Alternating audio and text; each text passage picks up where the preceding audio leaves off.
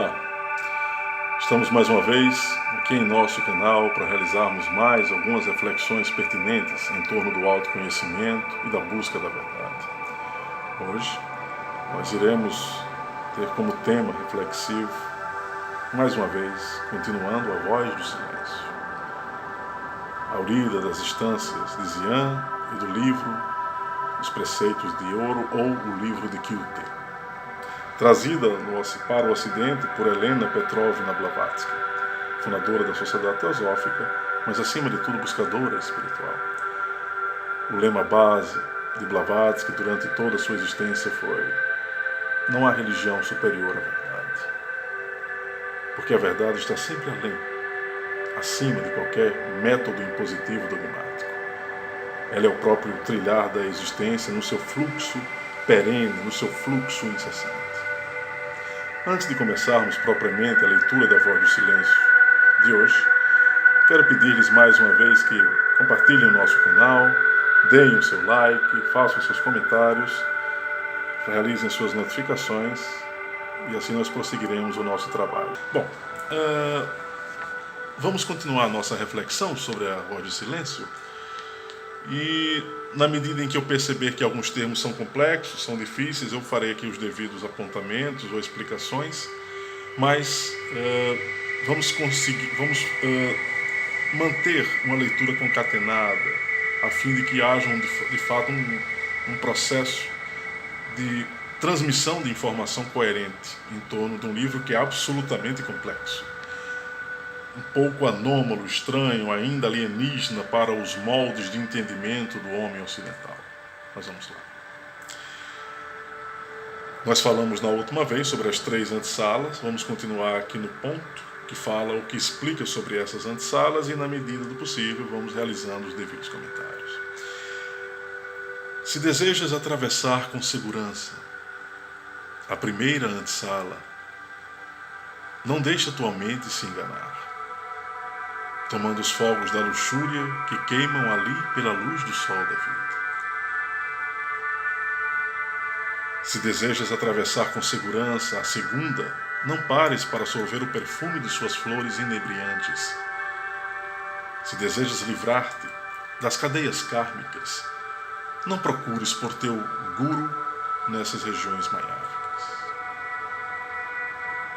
O Oriente tem a cultura da relação entre guru e discípulo, entre mestre e discípulo. Aqui no Ocidente nós não temos isso de forma tão efetivada. Mas é importante que nós compreendamos que nos tempos atuais a vida se tornou a grande escola e o guru pode ser qualquer circunstância, fato, pode ser uma pessoa, pode ser um livro, pode ser numa conversa. O guru ele surge como aquela luz interna que nos guia, mas essa guiança, esse processo tem que ser consciente. Não pode ser efetivado ou realizado numa imposição de um mestre sobre o discípulo, porque quando de fato o discípulo está pronto, os mestres aparecem. E não apenas um. Os ensinamentos da vida são múltiplos. As circunstâncias são variadas. As experiências enriquecedoras se avolumam com o passar do tempo. Fiquemos atentos ao surgimento do nosso guru, em qualquer forma, em qualquer circunstância. Os sábios não se detêm no terreno do prazer dos sentidos.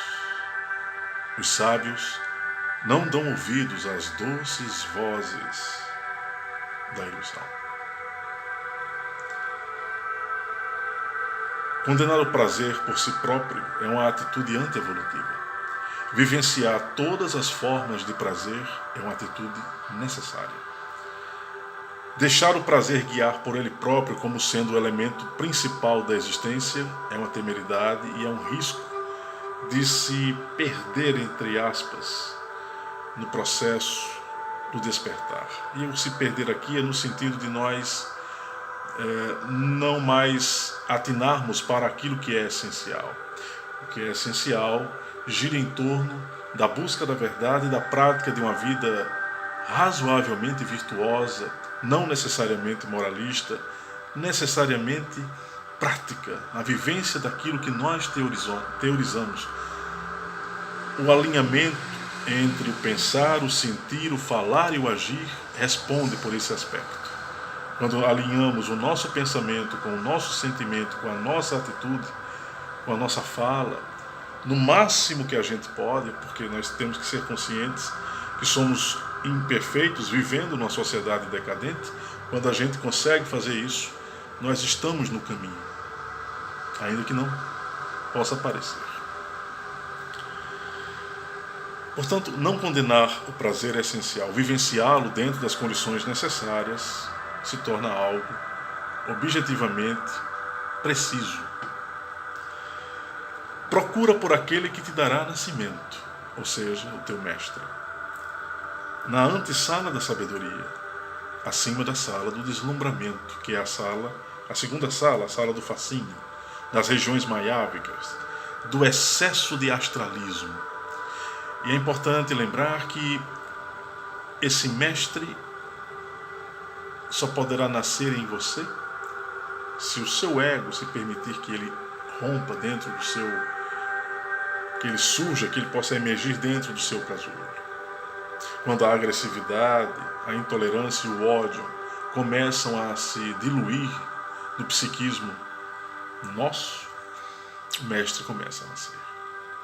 Quando o amor faz os seus bailes dentro da nossa consciência, quando ele dá os seus passos de dança conosco, é porque nós já estamos dando nascimento a esse eu maior. Não necessariamente ao nosso Deus, no sentido mais profundo, mas no sentido da nossa própria realização espiritual. A divindade reside em cada um de nós, mas é preciso que despertemos as faculdades inerentes para que essa divindade se expresse na forma de amor e de liberdade, fundamentalmente.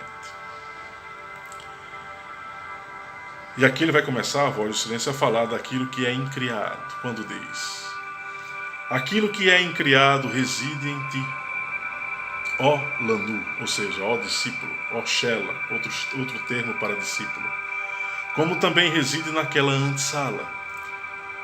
Se queres alcançá-lo e fundir os dois, tens de despir tua negra vestimenta de ilusão.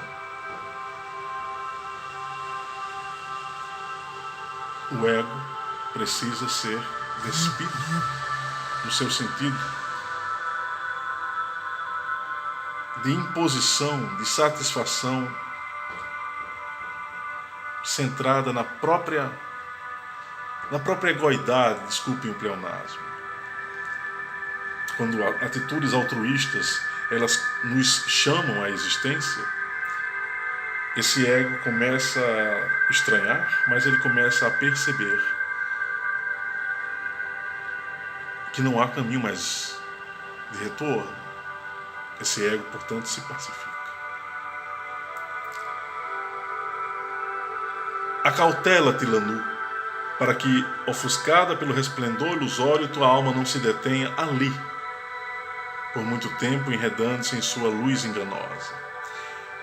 Na região maiávica, na segunda antessala, coloca o foco da atenção no teu mental superior, ou seja, no estudo elevado das coisas da mente e na prática da compaixão e do altruísmo. Assim, o mestre te dará nascimento e ele surgirá. Sufoca a voz da carne, não permitas que nenhuma imagem dos sentidos fique entre a sua luz e a tua. E assim o par se torna um. O sufocar aqui é colocar a vontade acima do desejo, para que, não destruindo o próprio ego, mas controlando-o, haja a fusão dos dois, do eu superior com o eu transitório animalizado.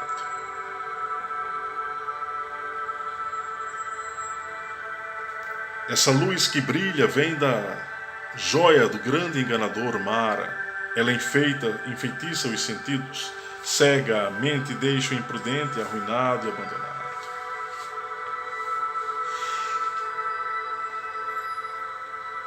Se através da antessala da sabedoria queres chegar ao vale da bem-aventurança, discípulo, fecha firmemente teus sentidos à grande e cruel heresia da separação que te afasta dos outros. Blavatsky certa vez disse que o autoconhecimento é filho do amor, é o filho mais nobre do amor. Esse amor fraterno, esse amor que transcende fronteiras, que transcende nacionalidades, que transcende culturas, que transcende questões socioeconômicas, questões de pele, se é branco, se é negro, se é alto, se é baixo, se é isso, se é aquilo. Esse é o elemento principal pelo qual a maior parte dos mestres vem à Terra. Esses homens e mulheres maravilhosos que surgem no cenário existencial do nosso planeta não nos observam nas nossas distinções artificializadas, nas nossas criações, nos nossos mitos civilizacionais. Eles nos observam enquanto seres dotados de consciência, estagiando num corpo transitório absolutamente imperfeito, e tentam mostrar que nós somos, em essência, uma unidade planetária, uma família planetária. É esse o ponto nevrálgico. É esse o ponto que precisa ser sempre lembrado. Qualquer atitude que envolva racismo, subjugação do forte sobre o fraco, preconceito porque uma pessoa tem uma atitude, uma opção sexual X, Y, Z, ou uma convicção filosófica ou política X, Y, Z, isso não tem a menor importância para aqueles que já despertaram. Não permitas que tua origem divina mergulhe no mar de Maya, ilusão, separando-se do Pai, da alma, mas sim que o poder ígneo se retire para a câmara interior, a câmara do coração e a morada da Mãe do Mundo. O poder ígneo é Kundalini.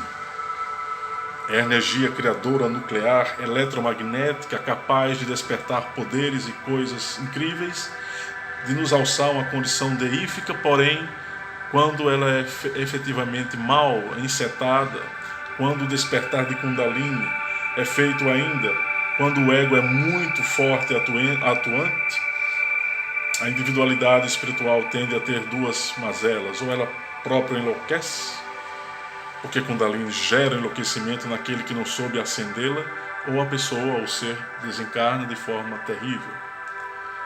Não é recomendável instruir as pessoas a despertar Kundalini quando não há ainda o devido refinamento consciencial e a superação do primitivismo advindo da nossa animalidade. É preciso controle sobre a nossa animalidade, é preciso o exercício frequente e constante de uma autopercepção, de uma autoconsciência sobre esta energia, a energia nuclear que deu origem a esse universo, a essa condição existencial. A câmara do coração faz referência ao Brahma pura, ao estado do chakra cardíaco, onde a própria energia Kundalini precisa se fixar de maneira mais atuante. E a Mãe do Mundo é um outro termo referente ao poder serpentino, a própria Kundalini. Então, esse poder subirá do coração até a sexta região, a região intermédia, o lugar entre teus olhos, quando ela se torna a respiração da alma una, a voz que tudo preenche, a voz do teu mestre. Quando essa energia criadora atinge o coração, o chakra cardíaco, o Brahma pura, e se desloca para o sétimo, ou sexto chakra, na verdade, que seria o Ajna, o chakra frontal, ali, sob a perspectiva interna e espiritual, o mestre começa a aparecer. Ou, dito de outro modo, o nosso eu profundo começa a atuar de maneira mais efetiva. Somente então é que podes te tornar um que caminha nos céus, que pisa os ventos sobre as ondas, cujo andar não toca a água. A voz do silêncio é profundamente poético, mas profundamente eivado de uma significação dúbia, propositadamente assim, com o objetivo apenas de efetivar aqueles que podem entender determinados temas. Aqueles que não conseguem, somente com o tempo vão entendendo. Aquele que caminha nos céus faz referência aos iniciados, aos que já despertaram.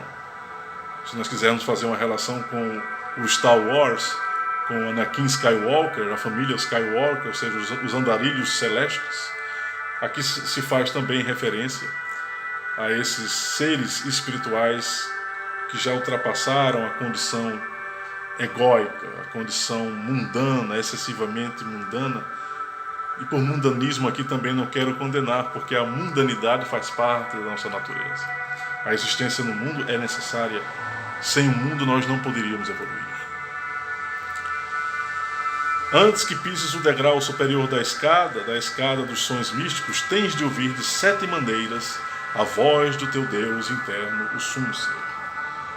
Aqui nós vamos fazer uma pequena reflexão e deixarmos esse aspecto dessa escada e dessas 7 maneiras que a voz do silêncio faz referência para um outro áudio. Apenas deixando claro que o processo evolutivo é um processo que gira em torno do despertar interno, capacidade de expressão de todas as nossas riquezas espirituais. Não é dogmática, não precisa de um livro sagrado, nem a própria voz do silêncio é um livro sagrado. É um livro de instrução espiritual, somente. Dogmatizar livros como a voz do silêncio, Bhagavad Gita, é distorcer os ensinamentos desses livros que, com o tempo, precisam ser reatualizados. O processo evolutivo se faz progressivamente, desculpem a forma de empregar assim, mas o que eu desejo dizer é que só pode haver processo efetivamente espiritual quando a vontade em nós desperta e quando o amor aflora. Amor no sentido maduro, amor efetivo. Amor pode ser traduzido por liberdade, por compreensão, por observação, por autoconsciência. Quando eu me torno consciente de minhas próprias condições, sem julgamentos excessivos em mim mesmo, eu estou me candidatando a me tornar um exemplo para os demais. Mas eu me torno exemplo para os demais quando eu também não desejo reconhecimento, nem aplauso, quando eu não me submeto nem a aplauso, nem a vaias, mas quando eu me deixo ser aquilo que eu estou querendo ser, quando eu desejo expressar todas as minhas riquezas, repito, espirituais. Portanto, a voz do silêncio, meus caros amigos do nosso canal do YouTube, é um livro para ser sorvido homeopaticamente, compreendido vagarosamente, sem pressa, sem romantismos excessivos, sem a necessidade de uma auréola que nos afaste da realidade ou que nos coloque numa condição muito etérea, muito rarefeita. Não, o processo todo gira em torno do homem na Terra, partindo da sua primeira antessala da ignorância, ele evolui mais um pouco e percebe o mundo do fascínio, das condições psíquicas astrais, aí ele compreende que ali não se pode fixar, ele tem que evoluir mais um pouco, dar mais um passo, e aí ele observa a antessala da sabedoria, ou seja, a sala do discernimento, a sala da compreensão, da análise racional genuína, salutar, de uma razão filosófica efetiva, de um discernimento, de um senso crítico prudente. Eis a antessala da sabedoria. Mas quero agradecer mais uma vez pela atenção, dando mais uma vez um abraço a cada um de vocês, e em um outro momento continuaremos a refletir sobre a voz do silêncio e sobre um outro tema pertinente que envolva a busca da verdade. Um abraço a todos.